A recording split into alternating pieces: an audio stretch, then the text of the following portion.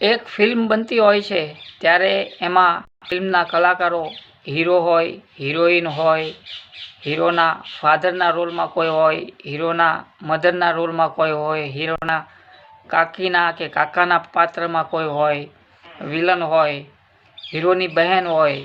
તો આ હીરોની મમ્મી બનતા હોય, પપ્પા બનતા હોય, બહેન બનતા હોય કે કોઈ પણ એમના કુટુંબીજન બનતા હોય તો એમના વગર કોઈ ફિલ્મ પૂરી થતી નથી. ફક્ત હીરો હિરોઈન હોય તો ફિલ્મ ચાલે છે એવું નથી. એમાં અમુક ફિલ્મોમાં આ પાત્રો પણ ખૂબ જ જરૂરી છે કે જેને લીધે આપણને આ ફિલ્મો આપણી લાગે.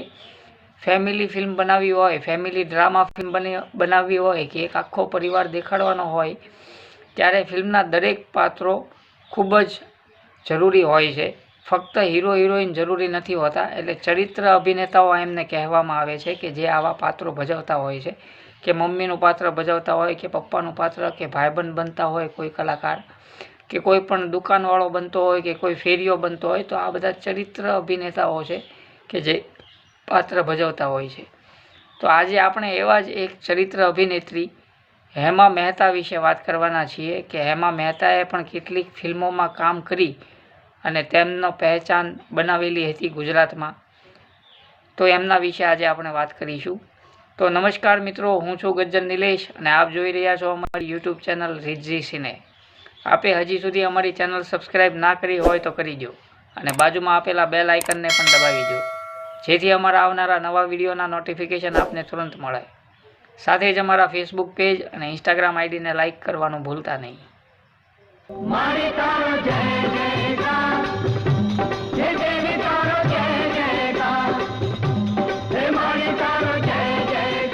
હેમા મહેતાનો જન્મ 3 મે 1950ના રોજ નાસિકમાં થયો હતો.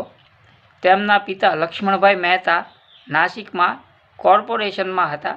એટલે સરકારી નોકરી હોવાના હિસાબે તેઓ અવારનવાર શહેર બદલતા રહેતા હતા. ત્યારે તેઓ અમદાવાદમાં પણ રહેલા અને અમદાવાદમાં જ હેમા મહેતાએ SK આર્ટ્સ કોલેજમાં BA વિથ સાયકોલોજી સુધીનો અભ્યાસ કરેલો છે. તેમના માતા સુશીલાબેન પણ એક અભિનેત્રી હતા અને તેઓ મુંબઈમાં અનેક રંગમંડળીઓ સાથે, રંગભૂમિ સાથે જોડાયેલા હતા. માતા સુશીલાબેન જોશીએ ગુજરાતી રંગભૂમિમાં મુંબઈમાં અભિનય કરેલો. તેમના અભિનયથી નાટકોમાં તેમણે પ્રભુલાલ દ્વિવેદી અને કાસમભાઈ મીર સાથે ખૂબ જ અભિનય કરેલો એમના નાટકોમાં, અને ત્યાંથી જ તેમણે નાટકોની શરૂઆત કરેલી. ત્યારબાદ ખાડાની રંગભૂમિ તે કહેવાતી તેમાં, અને હેમા મહેતાએ તે સમયે જ આ બધા નાટકોમાં બાળ કલાકાર તરીકે અભિનય કરી અને તેમની અભિનય યાત્રા શરૂ કરી હતી.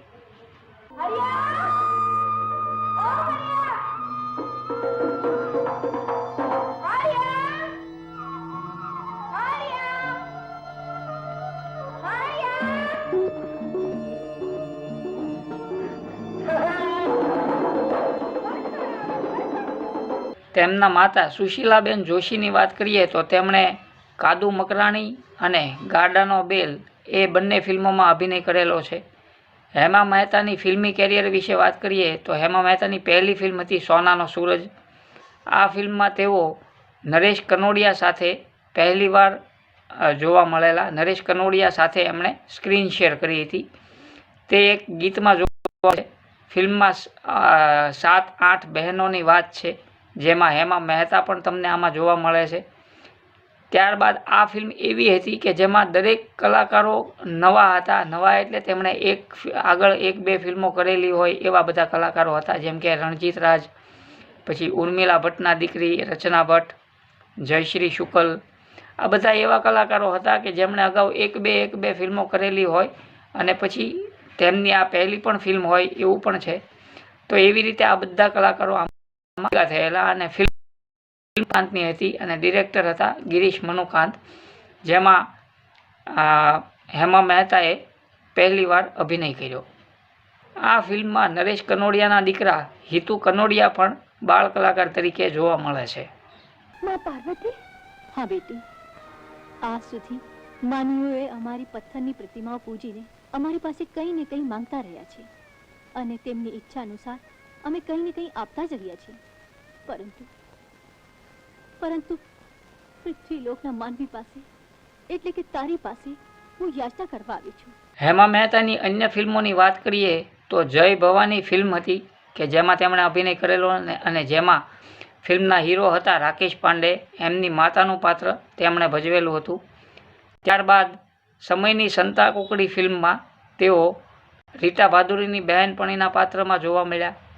ત્યારબાદ વાવાઝોડું ફિલ્મમાં પણ તેઓ જોવા મળેલા. લેખને માથે મેઘ ફિલ્મમાં તેઓ માતા પાર્વતી તરીકે તમને જોવા મળે છે. અને મચ્છુ તારા વહેતા પાણી આ ફિલ્મમાં તેઓ અરવિંદ ત્રિવેદીના બહેનના પાત્રમાં જોવા મળે છે. આમ આ ચરિત્ર અભિનેત્રી દરેક પાત્રમાં ટ્રેજેડી કરનારા અભિનેત્રી. સિંદૂર થાપા ફિલ્મમાં રમેશ મહેતા સાથે તેમણે જોડી જમાવી અને તે એક અભિનેત્રી માટે સારું કહી શકાય કે તેમને કોઈ પણ જાતનો અભિનય ફાવી શકે છે અને તેઓ કરી શકે છે.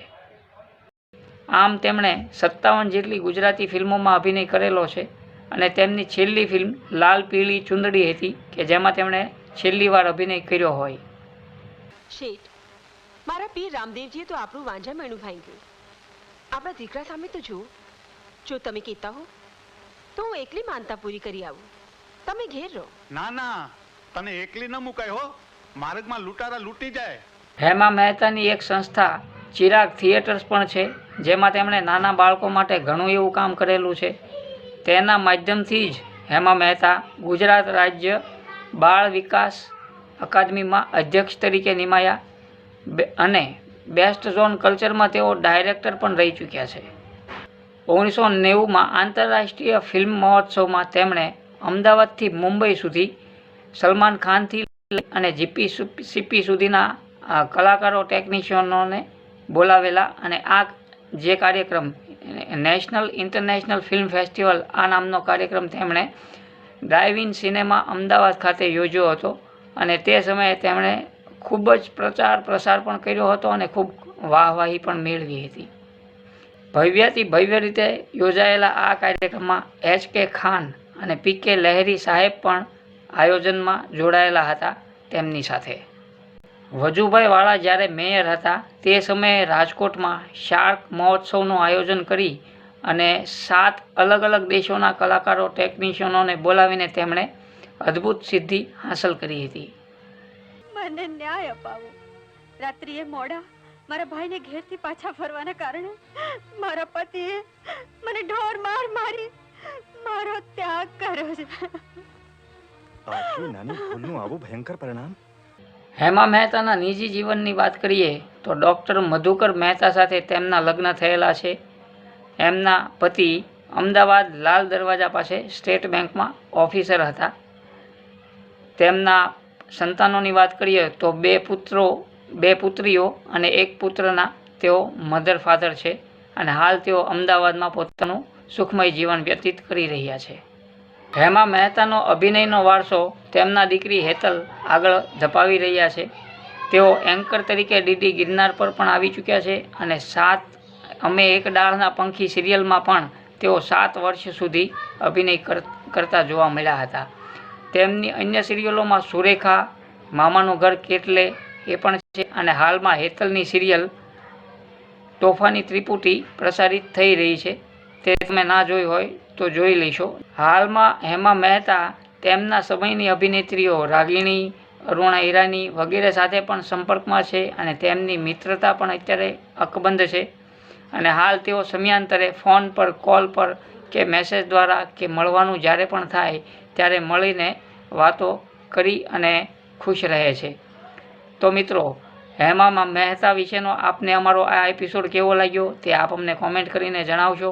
તે સાથે જ આપ કયા અભિનેતા કે અભિનેત્રી વિશે જાણવા માગો છો તે પણ જણાવશો. અને આપ અમારી ચેનલ પર પહેલીવાર વિડીયો જોઈ રહ્યા હો તો અત્યારે જ અમારી ચેનલને સબસ્ક્રાઈબ કરી દો અને બાજુમાં આપેલા બેલ આઇકનને પણ દબાવી દો જેથી અમારા આવનારા નવા વિડીયોના નોટિફિકેશન આપને તુરંત મળે. સાથે જ અમારા ફેસબુક પેજ અને ઇન્સ્ટાગ્રામ આઈડીને લાઇક કરવાનું ભૂલતા નહીં. Thank you.